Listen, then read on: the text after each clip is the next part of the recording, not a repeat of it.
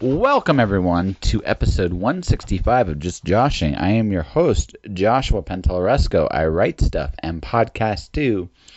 This is a special little episode. I don't normally do this kind of format for this podcast, but I think today it's kind of worth it. Two parts. First part is going to be about my guest. My current guest is Mieka Dilouie. Mieka is Craig Dilouie's daughter. She has published her first book, She Tamed a Dragon. I'm going to talk about that in just a second, but I'm going to just explain the show's format first. Today I'm going to review She Tamed a Dragon because I thought that would be a really neat thing to do. And then I'm going to take you to my interview with Mieka. After that, though, if you guys haven't been living under a publishing rock, I got nominated for this podcast. Specifically got nominated for an Aurora Award, and I'd like to talk about that at the end of the show.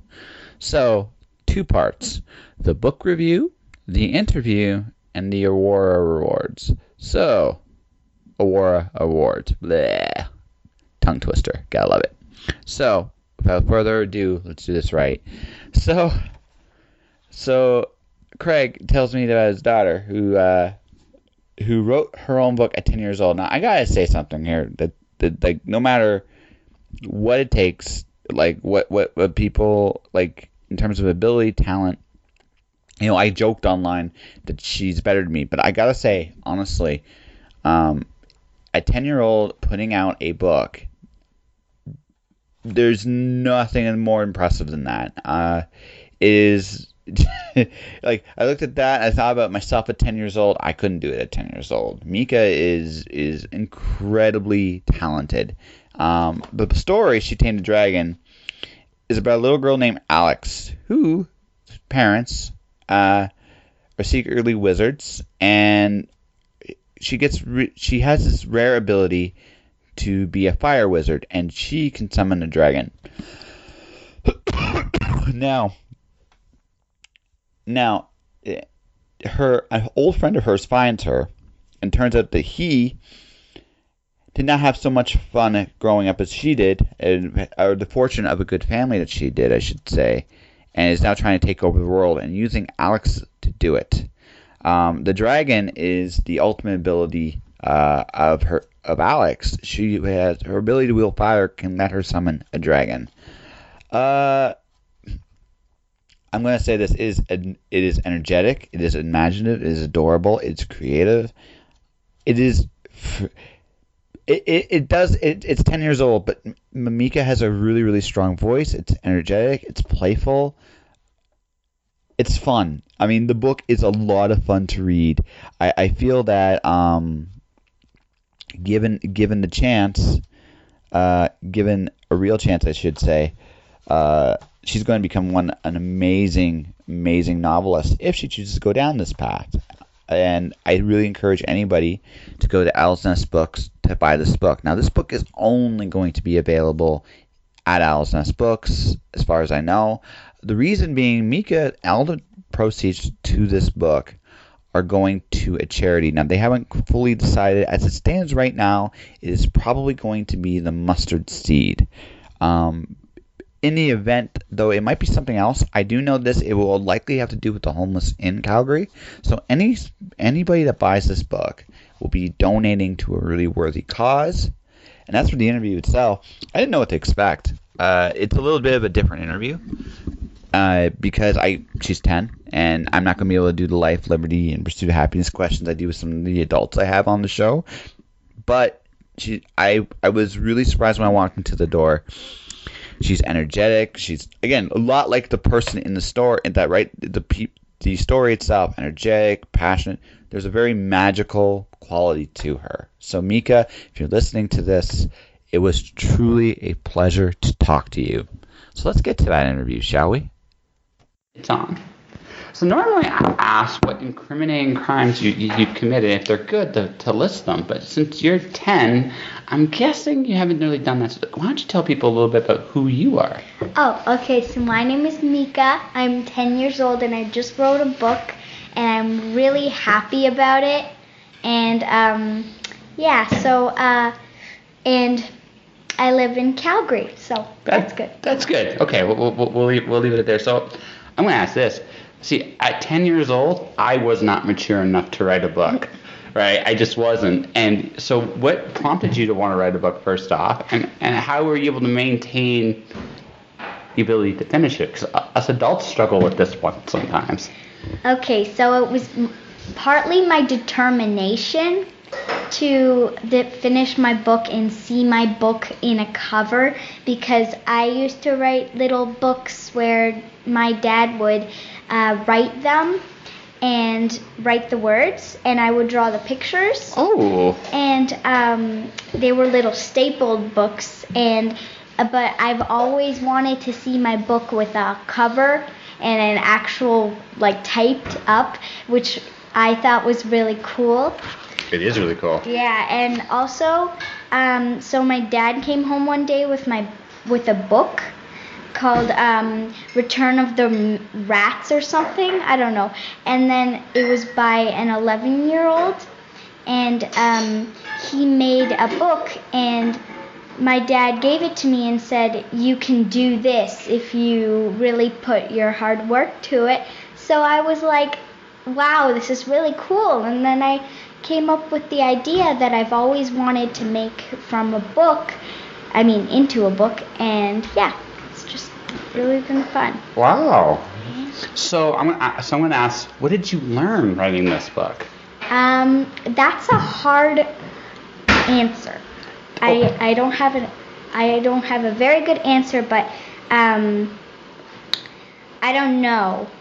You don't know? No. You don't know? No. So every time I write a book, I learn, like just for me, I learned something. Like when I wrote my first book, I learned that I could do it, which was a really big thing, because I could finish something I started. That was what I learned from I wrote my first book. And then every other book I've learned something new, because I keep doing different things, right? Mm-hmm. So I'm guessing. So is this like the biggest project you've ever done? Yes. Yes. The biggest project. Wow. So that's a huge accomplishment. Yeah. I mean, it's not the biggest book I've ever seen. No. But it's still this is amazing. Yeah. I'm secretly worried you're better at this than I am already. Craig is even laughing a little bit at that one. I'm a little worried. I'm a little intimidated by that, but that's okay. I'm assuming this is not going to be your last book. Oh no. No.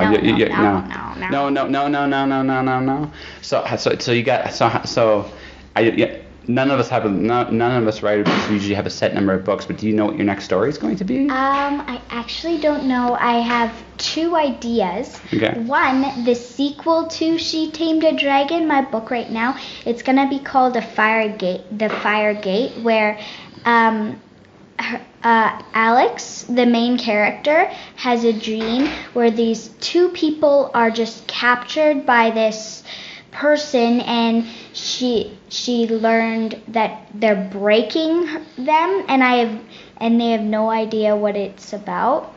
So she just wants to help them, but her dad just goes crazy and doesn't let her. So yeah. And then my second book idea is this girl, Nicole. She prefers her name to be Nick, but her dad and her mom are rich, and they really, really, really want her to be a lady, but she doesn't want to.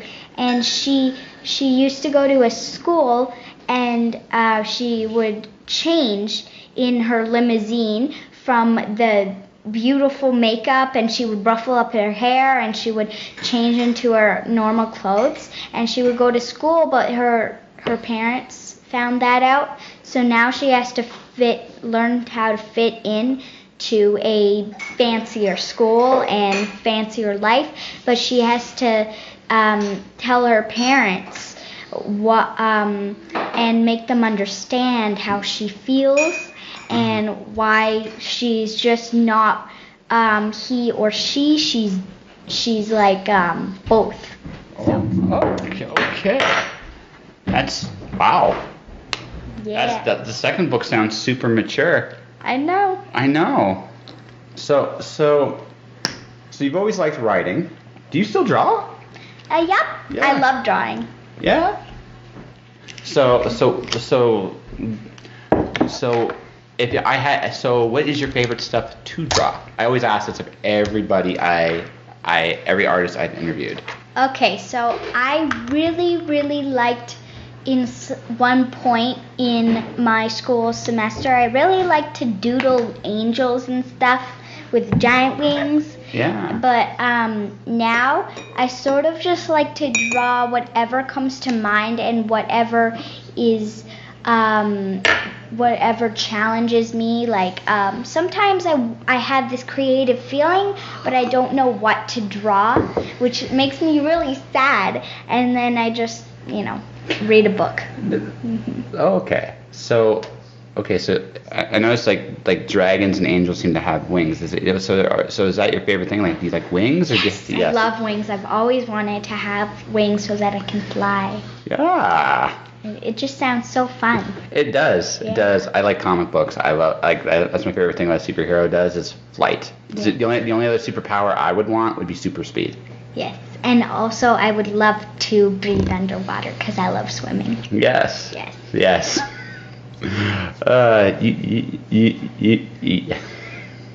You're awesome. So I think that maybe.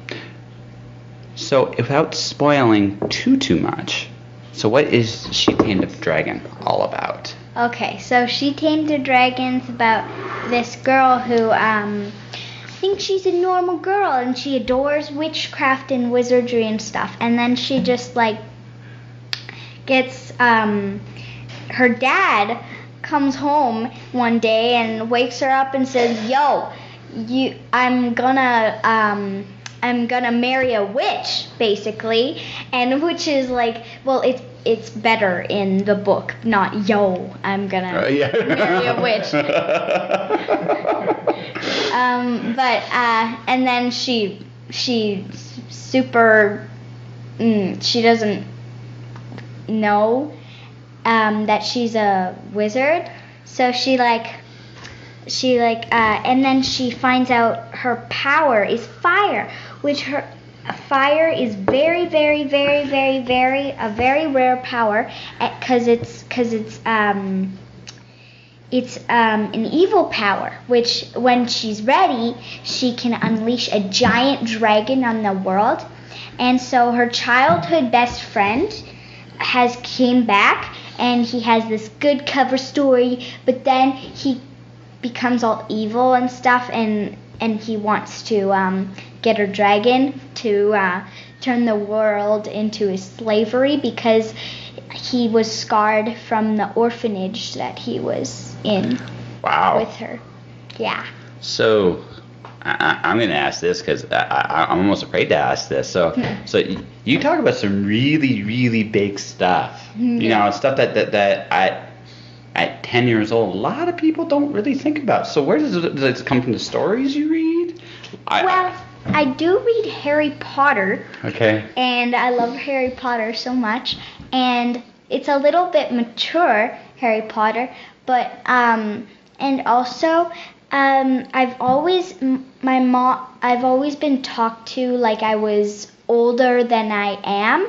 So I understand most things that most 10-year-olds don't understand, like feeling like different, or like understanding most things. And because my mom has always called me wise, and I just like to live up to being wise. You like to try to live up to being wise. So you have a brother. So are you the oldest?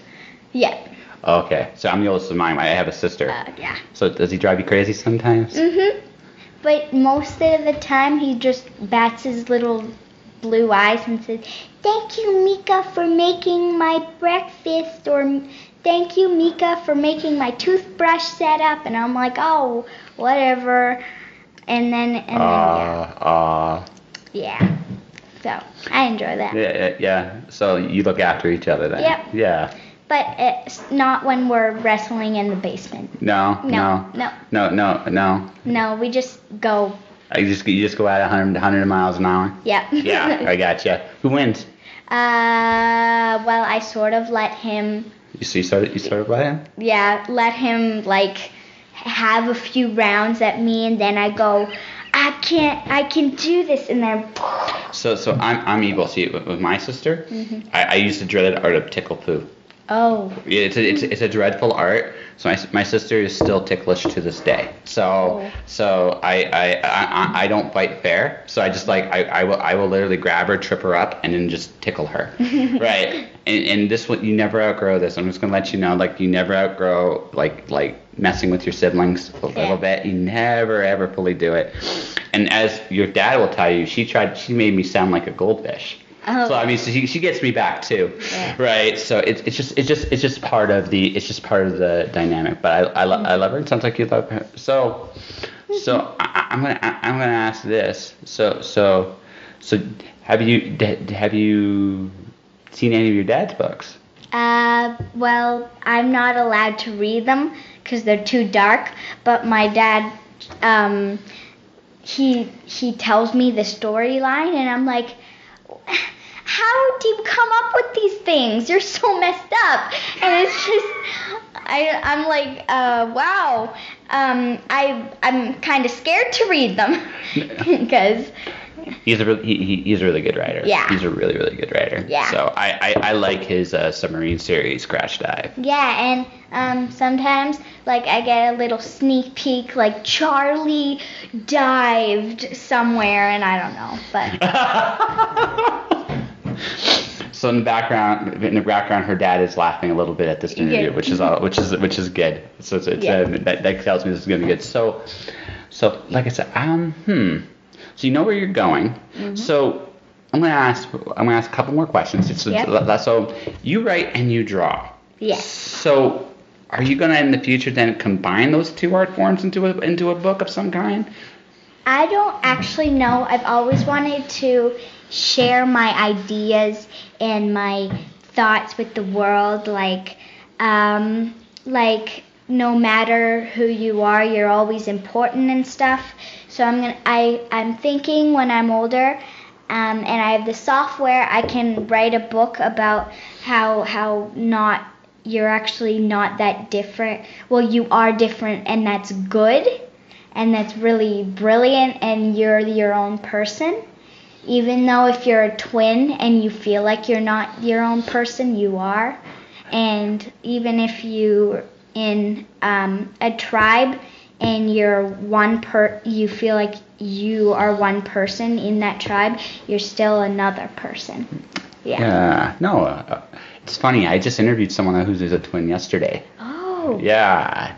No, she's cool. She's like you. She has a lot of different talents. So yes. That's good. Yeah. So it's kind of fun. So that sounds really good. So this is what we're gonna do. Mm-hmm. Because I have thoroughly enjoyed talking with you. So I'm going to ask you once again, just briefly describe She Tamed a Dragon for people, and then we'll together talk about. Oh, I have one last question actually.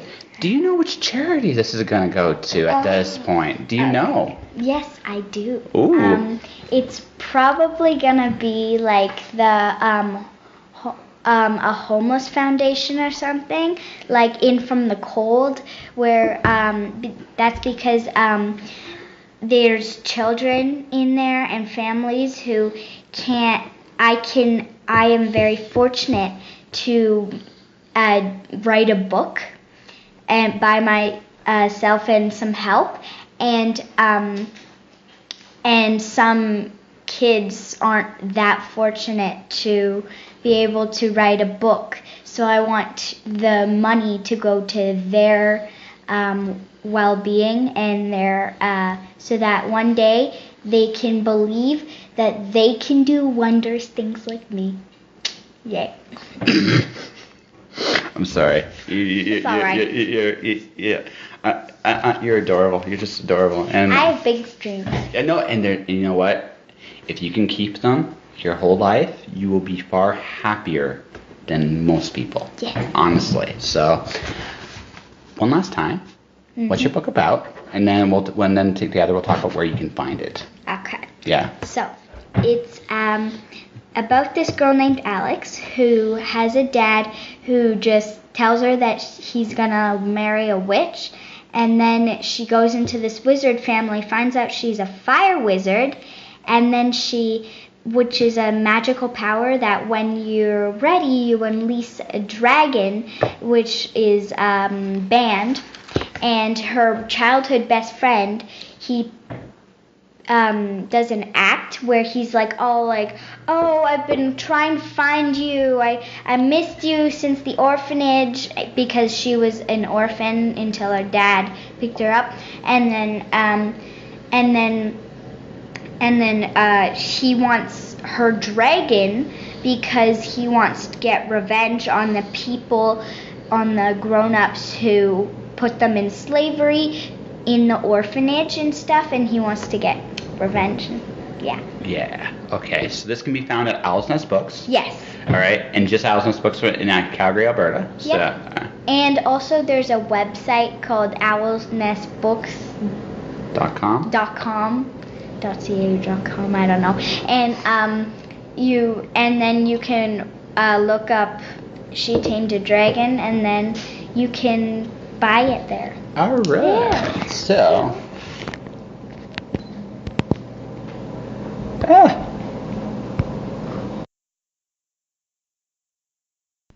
And that was my conversation with Mieka Dilouie. Mieka, it was a pleasure to interview you. You are welcome back anytime you want. I want to take a quick moment here to thank Craig Dilouie, her father, for giving me this opportunity to interview her. Craig, she's going to be better than us in like 3 years. I hope you know what you've started here. No, She Tamed a Dragon is an amazing accomplishment for anybody at any age. The fact that she did it at 10 years old, I mean, it's unbelievable. You can check out this book at Owl's Nest Books. Again, any proceeds will go to a charity to benefit the homeless, probably the Mustard Seed. And if I get any more information on this, I will talk about this again in future episodes. No problem. Thank you very much, guys. Okay, so normally I do a wrap-up here, but something really, really cool happened last 2 weeks ago, and I've been really good about not talking about it on the air. That's going to go out the window here. So if you want to skip to the end, to the next episode, do so. I'm just going to basically be gushing about the Aurora Awards for the next 5 minutes or so, and so I'm just warning you right now. That's what I'm going to be doing. So be warned. Ready? Okay. So about 2 weeks ago, I get this email from somebody and this email goes, you have been selected to be an Aurora Award finalist. That blew me away. There's a couple of reasons for this. Now, don't get me wrong. This might sound silly at first. It's the fact that I didn't nominate myself at all. I never even thought to nominate myself for the Aurora Awards because I mean, not for my podcast. I do this podcast because I enjoy doing it and I meet some really, really amazing people doing it, including my current guest. Like, awesome stuff. I don't expect anything for it, and I think this is what made this all that more surprising is not only did someone nominate me, but they voted for me to actually be here and be a part of this, and that it's like, wow, that is incredibly flattering and incredibly validating in a way I never anticipated. So I talk about this in my blog. I do a blog about the power of faith. It takes guts to do anything. It doesn't matter what it is. I talk about in great detail about my first comic and how hard that was for me to do because of all the life obstacles that were in my way at the time. I never quit, and achieving that book was one of the hardest things I ever did. And all the lessons I've learned just going out and doing things, no matter how hard or how silly or how impossible it seemed. One of the things I've learned going down this road is that it never works out the way you planned, ever. Like, I have never, ever seen this big, giant master plan come to fruition in any way. And this is one of those unexpected things and worked out better than I could have ever hoped for. So I'm going to talk about like the category I'm in is best fan related work. And the people I'm with, our fellow nominees, are SM Biko and Claire Marshall, who do Business BFS, which is an amazing podcast on the craft of writing and the business end of it. It's a fantastic show. I've had Claire on the show. I would love SM Biko on the show because, and I'm hoping I really say your last name right. If I'm wrong, please don't beat me when you see me next, because they're really, really good. Carl Maron, Cracker Not Stirred, and Steve Swanson are all amazing things. Robots vs. Monsters is a cool album.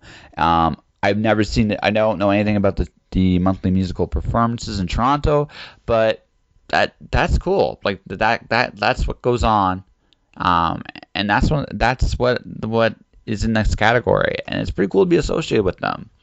And then you look at the rest of like the names. Just I'm going to give a handful. Like some of my friends, like Sandra Wickham, Randy McCharles. I look at like books like Enigma Front, The Sum of Us, which is a fantastic collection. Susan Forrest, Lucas Law, congratulations for that. Compostela, fantastic. Hayden Trenholm, congrats, man, 49th Parallel. That's really, really good. A couple other friends I'm going to mention here. At Leah Patrick, congratulations. You deserve it. You're awesome. Rock, Paper, Scissors, Peter Chakowski, we've been talking about. I've been meaning to get to you. I'm going to do that actually soon. Very, very cool. Calvin Jim, congratulations. Liz Westbrook Trenholm, congratulations. Fonda Lee, congratulations. And Susie Vidori, 2 for 2. I got some work to do to catch up to you. Jane Bernard, congratulations. These are my friends, and I'm really flattered to be included. And then there's some of the people I don't know well that are just awesome. Julie Zern, I'm hoping I say this right. Julie E. Zerneda, yeah, awesome. James Allen Gardner, wow. Fiona Staples, wow. That's just phenomenal and fantastic. Johnson Williams, very, very, very cool. You know what I mean? And I'm part of this list, and that amazes me. And I'm incredibly flattered and humbled. To my fellow nominees, congratulations, all of you. You're all amazing. And I'm very just flattered being the company I'm in. So, good luck to you all. And yeah, see you guys in October, I hope. And that will do it for this episode of Just Joshing. Actually, wait, before I get that, I got one more thing. To my listeners, my publisher, Justine Ali Dowsett, to anybody I've talked to, thank you. This would not have been possible without you. I know this sounds like an acceptance speech, but honestly, I kind of feel like I've already won. So, it really is an honor to be nominated. And now, officially, that will do it for Just Joshing. So I'm going to do something a little different. Normally I talk about things to promote myself. I'm going to promote something else. The Canadian Association of Science Fiction and Fantasies membership is $10. There's a ton of material, myself and others have submitted included, that are up for vote, and it'll be up for vote real soon. You can pay $10. You can get access to all this really cool stuff. I can speak for some of the stuff I've read personally. Westwoods is phenomenal. Maddie Hatter's fantastic. So the young adult stuff alone. The Courier by Gerald Brandt is also an amazing story. You definitely had, like, the Rebel being in there. You've got good material to read. For $10, you're definitely going to get your money's worth and then some. And you get to vote and kind of decide awards for some really cool people. So do so. That'd be great. For me personally, if you want to support this podcast, you can do so a couple different ways. I'm on iTunes. I'm on Podomatic. You can subscribe to my podcast. That'd be fantastic. You can subscribe to my YouTube channel, Joshua Pantellaresco. Past episodes are archived there. You can listen to them. There's 90 episodes there now. More are coming, I promise. There are books like The Watcher, Storm Dance, Wandering God, are my books, Cursia and Mirror World Publishing.